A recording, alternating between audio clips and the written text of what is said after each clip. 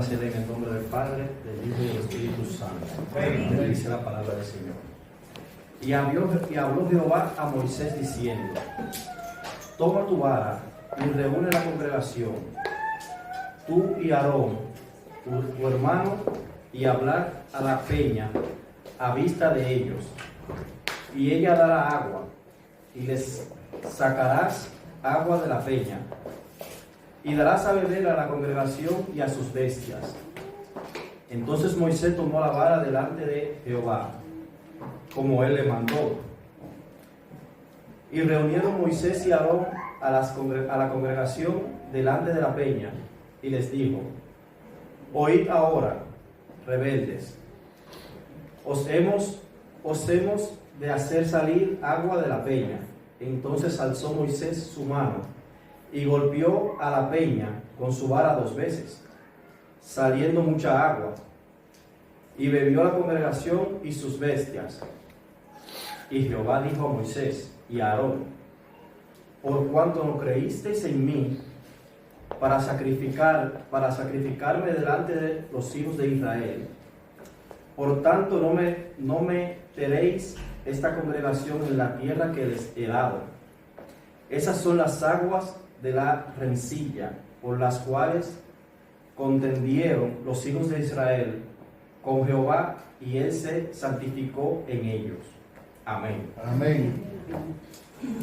Este pequeño versículo para mí tiene mucho poder el día de hoy. Algunos más o menos sabían que yo estaba en un proceso de sanación y de fortalecimiento. Amén. Tenía propósito con el Señor todos estos días, y el Señor se ha estado glorificando poderosamente en mi vida. El día viernes, gracias al Señor, yo tenía 7 años luchando por traer a mi hijo a España, por sus documentos. Amén. El día viernes el Señor me bendijo, le aprobaron todos los documentos a mi familia, gracias a Dios. Gloria a Dios. Gloria a Dios. Y estaba en un proceso de ayuno, oración constante, silicio, y me sentía muy victorioso, porque a pesar de los ataques me había mantenido firme. En mi trabajo, gracias a Dios, las cosas empezaron a ir mejor, empezaron a ascender en ciertas cosas, darme más responsabilidades, más horas, y me prometen incluso ascensos, y salí muy contento, muy glorificado. Cuando yo ayuno, yo hago ayunos un poco fuertes, a pesar de tener pocos días en los caminos, pero el enemigo tenía otros planes para mí el día viernes. Cuando yo me dirigí a mi casa, en el coche, se acerca un conductor de Uber y me intenta golpear, me da frenazos enfrente, y me frenaba, y digo: ¿pero qué le pasa a este caballero? Intenté mantener la comunión, intenté mantener la calma, pero llegó un punto que mi carne, el viejo hombre, yo nunca he sido, bueno, siempre fui un muchacho muy bueno, pero hubo un momento que cambié mi carácter y fui una persona un poco agresiva. Esa agresividad, el enemigo la aprovechó y tomó de mí por ese momento. Fueron segundos, pero la ira de sentirme atacado sin yo haberle causado un daño a una persona, la ira me tomó. El conductor de Uber salió huyendo de mí, yo salí de mi coche casi enfadado, y el conductor de Uber salió huyendo a una velocidad bastante alta, a 150 km/h más o menos. Pero la ira que me tomó en ese momento fue tanta que yo lo seguí. Yo lo seguía a más de 180 km/h hasta que lo alcancé. Y no me había dado cuenta del nivel de la ira hasta que me bajé del coche y golpeé sobre el cristal de su coche, el cristal del conductor, hasta que se reventó. Se reventó su cristal, se reventó el retrovisor. Y cuando me quise dar cuenta, vino a mí el pensamiento: acabas de romper tu propósito, acabas de romper tu ayuno, acabas de romper tu silicio, acabas de romper las bendiciones que tenía preparadas para ti, acabas de romper en este momento. Y fue cosa de 2 minutos. No pasó más de 2 minutos. Cuando vi que el cristal se rompió, me volví a mi coche. Respiré hondo y solamente vi su coche enfrente de mí y dije, ¿qué acabo de hacer? Me sentí un poco mal, pero me fui a mi casa.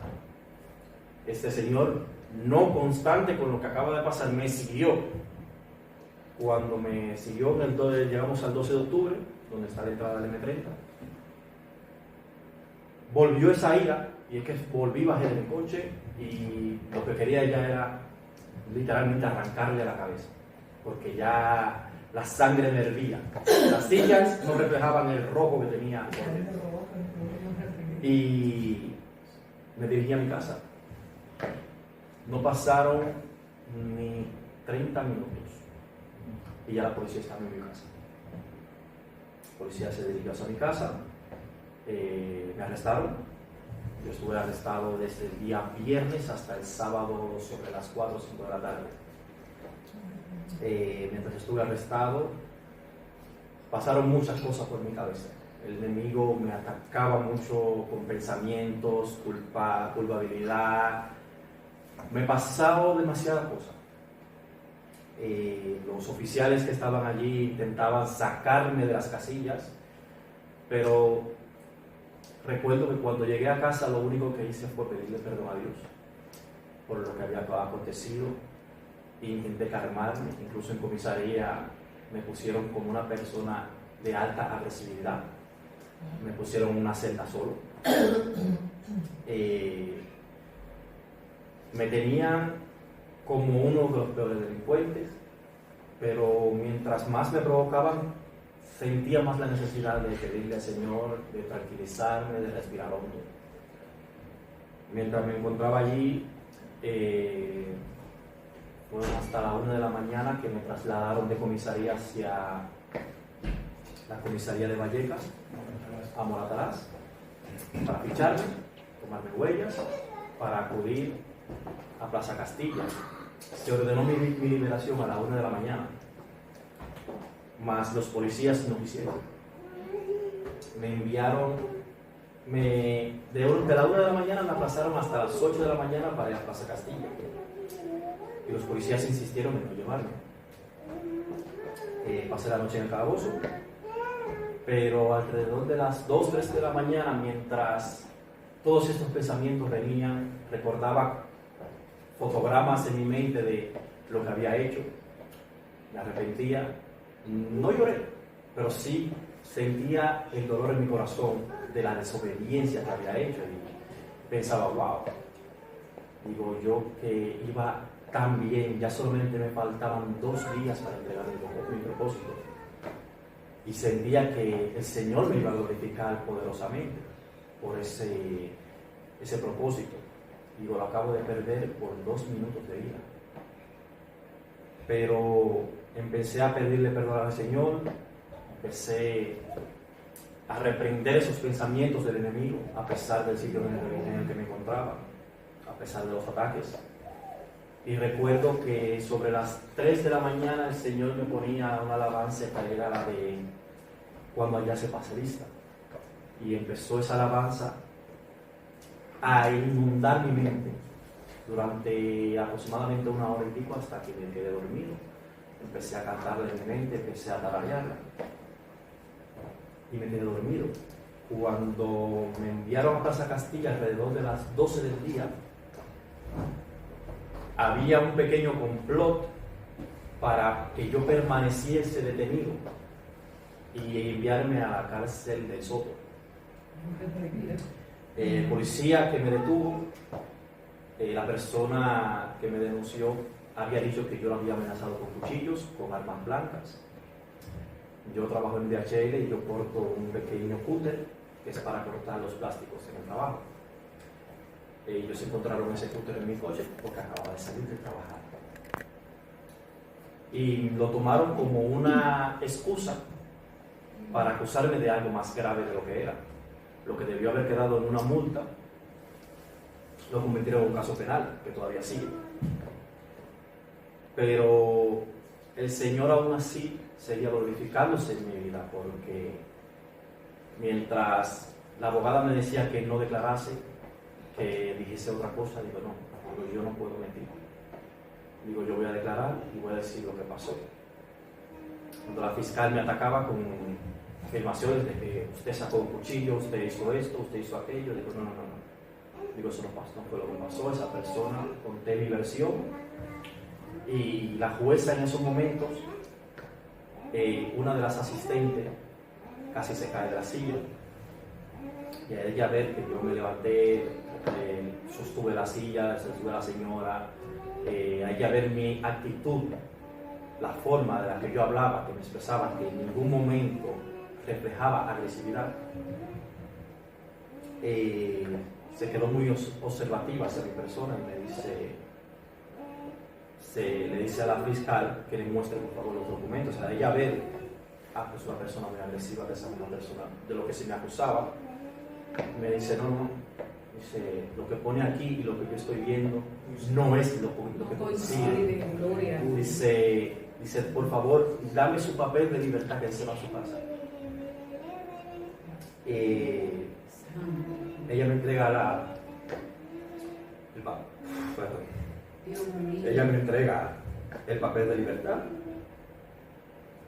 me envía a casa, y recuerdo que mientras estuve allí con alrededor de 20-30 personas detenidos, adictos, narcotraficantes, de todo tipo de personas, y simplemente sentía pena, sentía lástima por las personas, muchos jóvenes consumiendo droga, colombianos, dominicanos, españoles, peruanos, gitanos.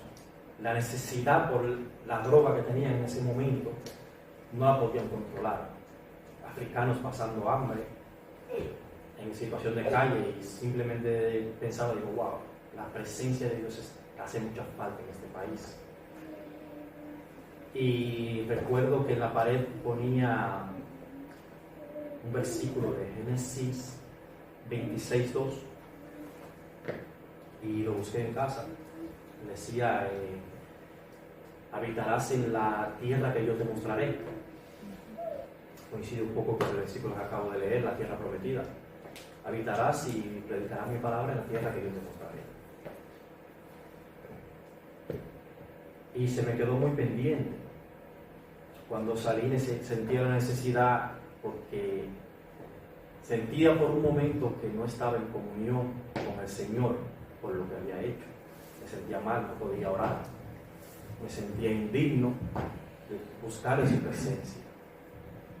Pero no tenía un peso, no tenía un euro, no tenía nada, ni siquiera para coger el autobús. Tuve que salir de Plaza Castilla, me fui andando hasta Nuevo Ministerio, al bar de mi tía, hasta que pude llamar a mi hermano, al hermano Franklin. Digo, por favor, pásenme a recoger y necesito hablar con alguien.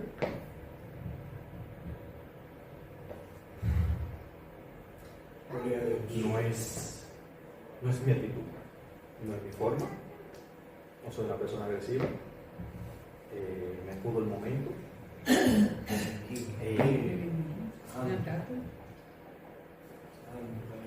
El enemigo aprovecha el mínimo instante para entrar en nuestra vida y tomarnos desapercibidos, para que perdamos la comunión con el Señor. Sí, así es. Anoche, cuando estuve con un hermano Franklin en el coche, mientras él evangelizaba a nuestro hermano Henry, sentí la presencia del Espíritu Santo en el coche. Solo me dio ganas de llorar, porque lo que él le decía al hermano Henry se me aplicaba a mi persona, y sentí fuerte la presencia del Espíritu. No había dormido prácticamente, y mientras hablaba con él sentía ese avivamiento en mi persona, seguir buscando de la palabra, de no rendirme, de que no era el final, que simplemente era un ataque más del enemigo, un ataque más a mi mente, un ataque más a mis emociones. Y para mí fue una dura lección. Sentí la necesidad, bueno, hoy llegué tarde un poco porque tengo al hermano Neno, algunos le conocen, en Londres, que me estuvo llamando el viernes. Mi madre estuvo llamando, muchas personas me estuvieron llamando, que sentían que algo me pasaba, sentían que algo no estaba bien en ese momento. Y el día de hoy hablé con ellos y me dice, oye, ¿qué te pasa? Que siento que algo no está bien en tu vida, ¿qué te pasa? Cuando le contaba, antes de venir aquí, empecé a contar y me dice, sí, que yo lo sabía porque estaba inquieto, no, tenía que llamarte, porque sentía que no había una tranquilidad en tu persona. Y le conté lo que me pasó y me dice, si no te preocupes, no te canses, sigue adelante. No vamos a ser perfectos nunca hasta que el Señor no termine lo que ha empezado en nosotros. Él seguirá procesándonos. Mientras hablaba con él, seguía acordándome de la prédica del hermano Iván, del trigo, del proceso del trigo. Vamos a ser machacados, vamos a ser molidos, vamos a ser cortados, vamos a ser procesados y exprimidos hasta que lleguemos a nuestro propósito, para que lleguemos a la imagen que Cristo quiere que nosotros reflejemos. Todo esto me venía y digo, no, esto no es el final. Yo sí me sentía indigno. Hoy no iba a venir a la iglesia, porque no sentía que era digno de venir a la presencia. Pero al igual que hablé con el hermano Franklin, al igual que con Neno, sentí la necesidad anoche de hablar con mi pastora de cosas que el Señor me había mostrado y no la había entendido hasta ayer. Y se las conté a mi pastora y me dijo, no te rindas, mi hijo, no te preocupes, que este no es el final. Tendrán ataques más fuertes. Esto es una lucha, esto es una guerra.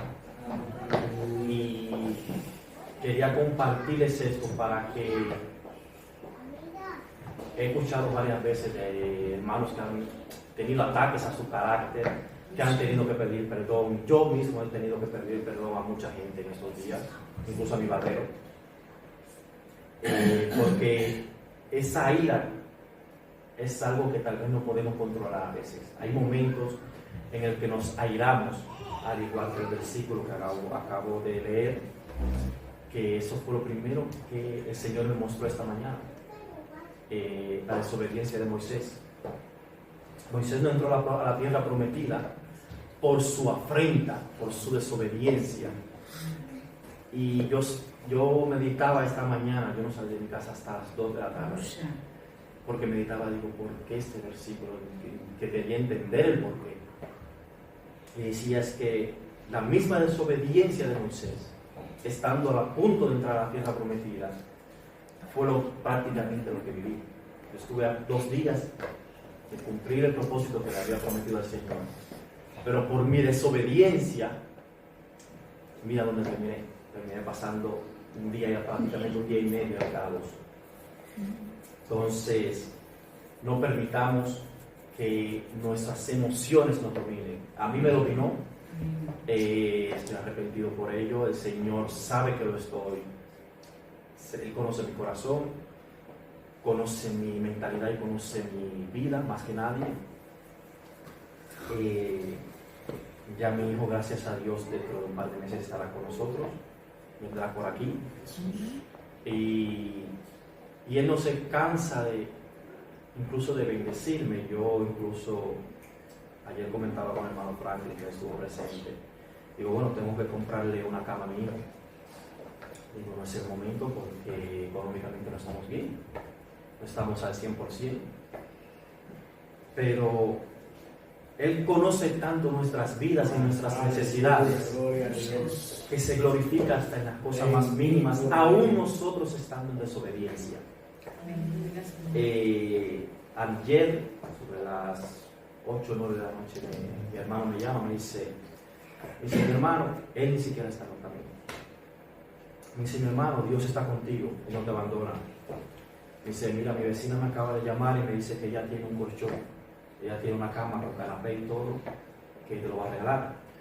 Digo yo, ¿cómo? Yo, vale, pues entonces mañana voy a verla. Esta tarde cuando bajé me dice, oye, vente a ver el colchón por si te interesa. Cuando yo fui a ver a la señora, ya la conocía, porque yo vivía al lado, puerta con puerta. Cuando fui a ver el colchón estaba nuevo. Sí, el canapé estaba nuevo. Su hija lo utilizó, creo que en menos de un mes. Porque solo lo utilizaba cuando iba de visita a casa de su madre. Ella acaba de dar a luz y le han comprado una cama pequeña a la niña, una cuna.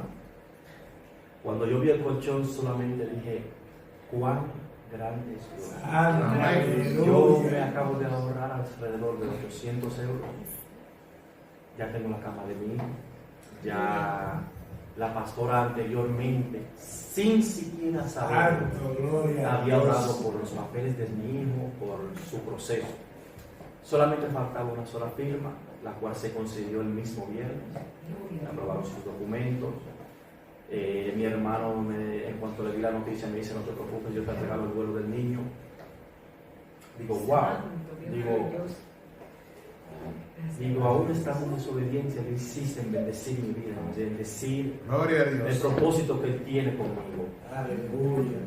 Y no me canso de darle gracias a Dios por todo lo que ha hecho conmigo, por haberme sacado del mundo que me sacó, de la oscuridad, de las tinieblas, de bendecir mi casa de la manera que lo ha hecho.